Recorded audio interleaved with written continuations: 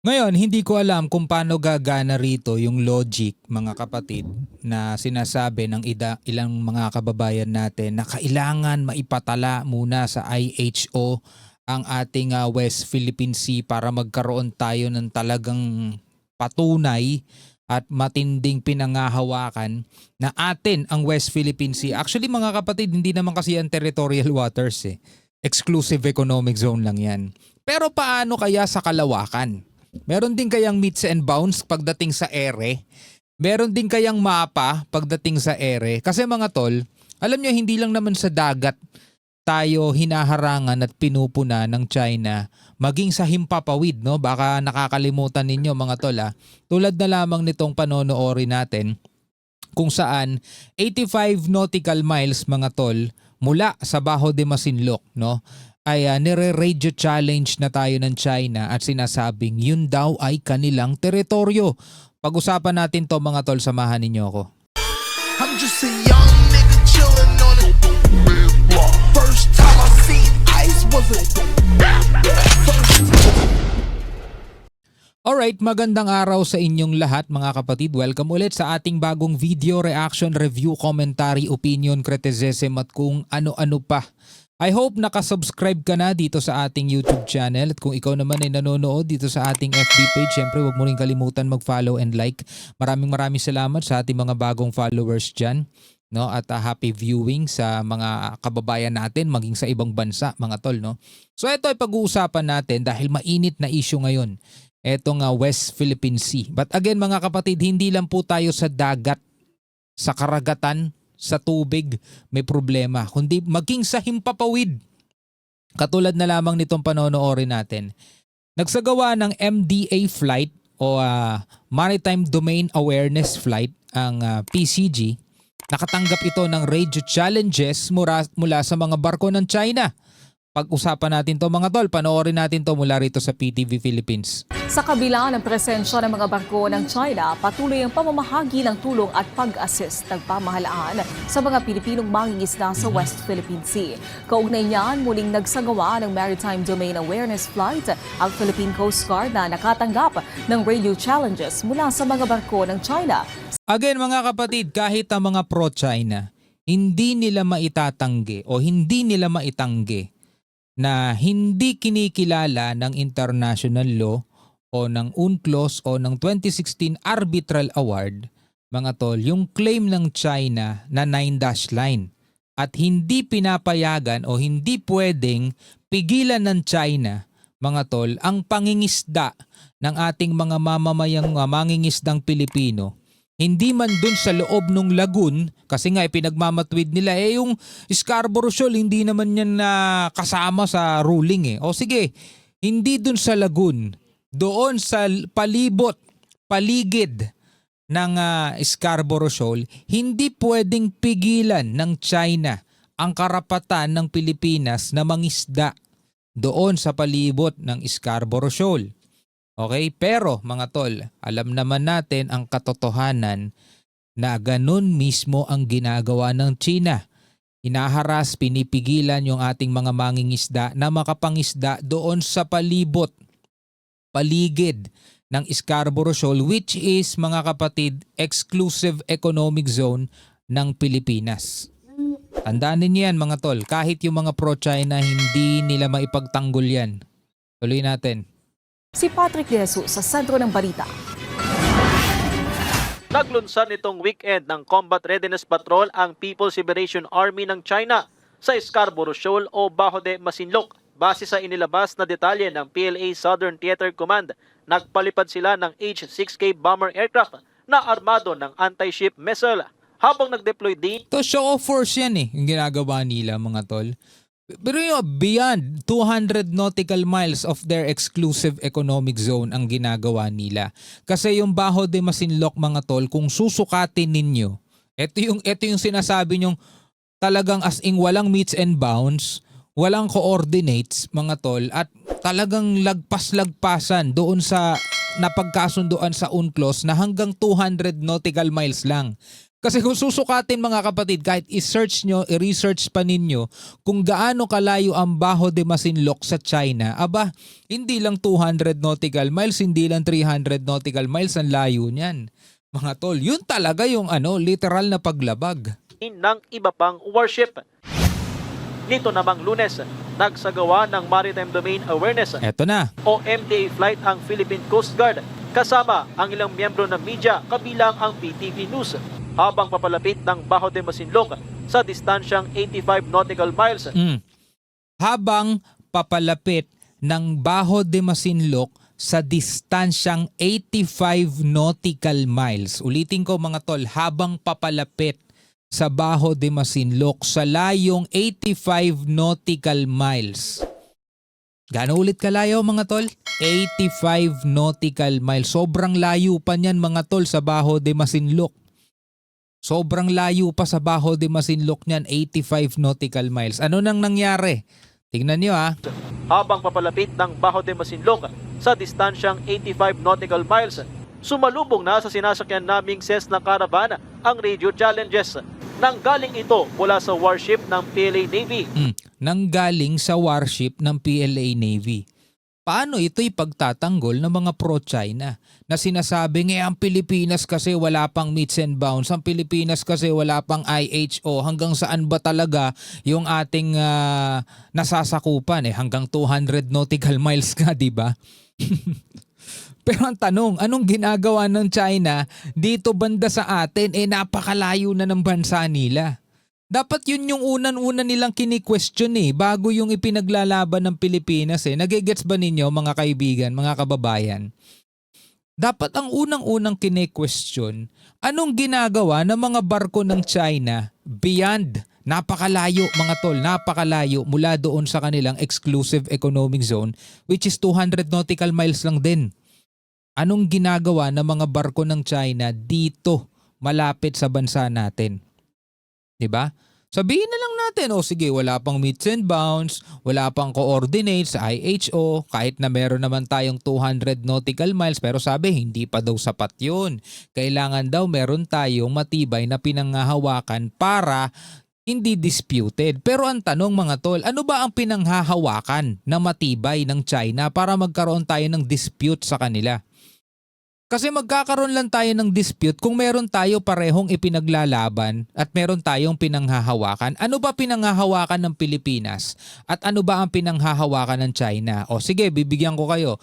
Pinanghahawakan ng Pilipinas, sabihin na lang natin, sige, wala pa tayong IHO map, hindi pa yan recognize internationally, di ba? West Philippine Sea, imbento lang ng Pilipinas yun. Pero ano ba pinanghahawakan ng Pilipinas?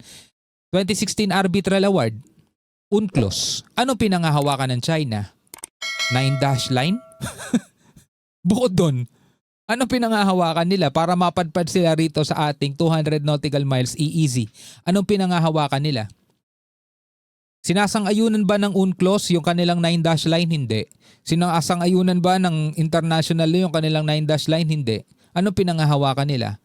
Tapang lang mga tol at saka yung mga kakampi nila rito sa Pilipinas. Kasi magkakaroon lang ng dispute mga tol. Halimbawa, meron tayong overlapping. Halimbawa, overlap tayo sa Vietnam, overlap tayo rito sa Malaysia, overlap tayo sa Brunei.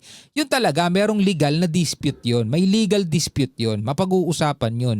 Pero kung ang dispute natin sa China mga tol is doon sa imaginary line nila na 9-dash line, hindi mo masasabing dispute yun Kasi unang-una nga, in-invalidate na nga mga kapatid ng 2016 Arbitral Award. Ba't hindi ba yan maintindihan ng mga kababayan natin Diba? Ba't di nila maintindihan yan? Kine-question nila mga tol, kine-question nila yung legitimacy ng ating 200 nautical miles. Kahit na nakalagay na nga sa UNCLOS, bawat coastal state, merong 200 nautical miles EEZ. Bakuran mo man yan o hindi, basta may 200 nautical miles tayo. Malinaw yan mga tol. Kahit na wala pa yung mapa natin sa IHO, may 200 nautical miles tayo. Di ba? Nautical miles, meron tayong ganyan. Hanggang saan daw? Hanggang 200 nautical miles. Kung sasakay ka ng barko, susukatin mo hanggang 200 nautical miles. Pero ang tanong, yung China ba mga tol hindi marunong magsukat at lumalagpas na sila doon sa 200 nautical miles nila? Alam nila yun, sinasadya lang nila na sakupin yung almost entire ng South China Sea kasi nga South China Sea daw. Hindi ko makuha yung logic nila eh. na may bow number 553 at isang Jiangkai 2 class frigate.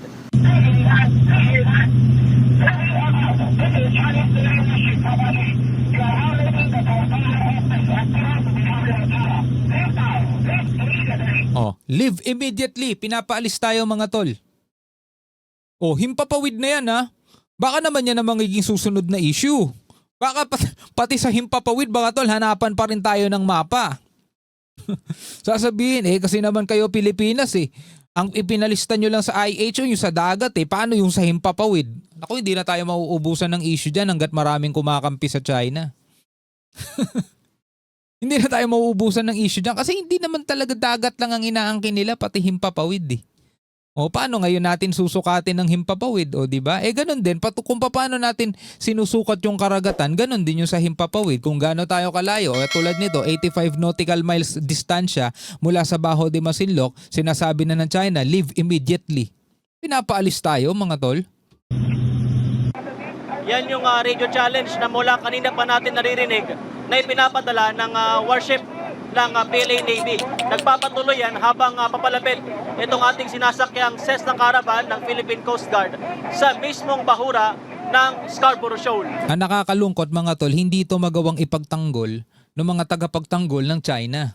Kini-question nila mga tol yung legitimacy ng ating claim ng ating West Philippine Sea, ng ating exclusive economic zone. Pinaghahalo na nga nila para lituhin nila yung mga tao eh. Pinaghahalo na nga nila yung EEZ defined by UNCLOS at saka yung West Philippine Sea na ipinangalan lang ni Pinoy. Paano ko sinabing ipinaghahalo na nila? Kasi mga tol, sinasabi nilang ang West Philippine Sea is fabricated. Ito'y imbento lang ng Pilipinas. Kung ang pag-uusapan natin, yung pangalan. Kasi sa mapa, wala pang ang pangalan yan, mga tol. Ang meron lang, 200 nautical miles, exclusive economic zone by UNCLOS. Pero sa UNCLOS, hindi mo mababasa yung mismong word na West Philippine Sea. Pero meron tayong 200 nautical miles exclusive economic zone. Hindi lang naman Pilipinas ang meron yan eh. Taiwan, China, Vietnam, Malaysia, Indonesia, Brunei, lahat mga tol meron yan. No, meron lahat 200 nautical miles. At doon sa 200 nautical miles mo, ando doon na yung mga karapatan mo sa Article 57. Pwede ninyong basahin yan. Search nyo na lang sa Google kung saan nyo man gusto i-search. Ano ba yung karapatan ng isang coastal state sa kanyang exclusive economic zone? O, nakalagay doon, may karapatan mangisda, may karapatan mag-exploit, mag-explore doon sa kanyang sariling exclusive economic zone. Problema mga tol, diba? Yung mga mangingisda natin pinipigilan. Etong ating Maritime Domain Awareness Flight pinipigilan. Ay nako po. In response, ang ating mga piloto ng Coast Guard Caravan also highlighted that our MDA flight is legitimate and a routine flight being carried out by the Philippine Coast Guard. And we also challenge the presence of the PLA Navy warship. Sa kabila ng paulit-ulit na radio challenge, nakalipad hanggang sa mismong ibabaw ng bahura ang eroplano ng PCG. Nananatili rin ang boya sa loob at labas ng lagoon na simula noong nakaraang taon pa unang namataan. 43 nautical miles naman mula sa Scarborough Shoal, nagpapatuloy ang Kadiwa para sa bagong bayaning mangingisda o KBBM program ng pamahalaan, kung saan naroon ang 30 bangka ng mangingisdang Pinoy. Patuloy na nagbibigay proteksyon sa kanila ang BRP Gabriela Silang ng PCG kasama ang BRP Cabra. Ibinibigay ng fishing carrier MV Mamalakaya ang mga ayudang krudo, yelo, grocery items at direktang binibili ang huling isda para mapalawak ang operasyon ng mga mangingisdang Pinoy sa West Philippine Sea. Tila nakabantay naman sa aktibidad ang 2 barko ng China Coast Guard. So far, wala naman tayong napabalita pa na harassment like water cannon. Those vessels na dineploy ng China Coast Guard are seemingly deployed there to prevent the Filipino fishing boats from advancing to Bajo de Masinloc. This is also the reason kung bakit ang layo ng ating mga kababayang mangingisda is approximately 35 to 40 nautical miles. Base sa AIS 35 to 40 nautical miles para mas maintindihan ninyo kung gaano kalayo yun sa kilometro. convert natin mga tol. So ayon dito mga kapatid, ang 40 nautical miles is 74 kilometers. Ganyan kalayo mga tol yung ating mga mangingisda doon sa Bajo de Masinloc na inaangkin ng China. 74 kilometers. O imagine nyo kung gaano kalayo mga tol. 74 kilometers yung mga mangingisda natin mula doon sa Bajo de Masinloc. Pero nandoon nakabantay mga kapatid yung mga barko ng China. Tindi, di ba? Antindi. Tuloy natin. Monitoring, mayroon pang 4 na barko ng China Coast Guard at 6 na Chinese Maritime Militia sa layong 15 to 20 nautical miles mula sa Scarborough Shoal, mula sa West Philippines. Alright mga kapatid, tulad ng sinabi ko kanina, di ba? Ang problema mga kapatid ay hindi yung meets and bounds, hindi yung IHO, at hindi mga kapatid kung hanggang saan yung nasasakop ng ating EEZ kasi malinaw na yan eh. Malinaw na yan kung tatanggapin lang talaga ng ating mga mababait na senator. Malinaw na malinaw yan. Ang hindi malinaw mga kapatid kung bakit tila hindi pinapansin, hindi pinupuna etong 10-dash line ng China na labag naman sa international law. Alam natin yan lahat at alam ng buong mundo yan. Labag sa international law yan. Labag sa UNCLOS. Wala ring coordinates, wala ring IHO map etong 10-dash line ng China. Pero tila bang mas nakatutok mga tol dito sa atin kesa punahin, kesa sitahin yung walang respetong ginagawa ng China dito mismo sa loob ng ating EEZ. Hindi ko rin maintindihan eh. Pwede kayong magbigay ng komento mga tol. Hanggang sa muli, ako nga pala si Shobal D. Peace out.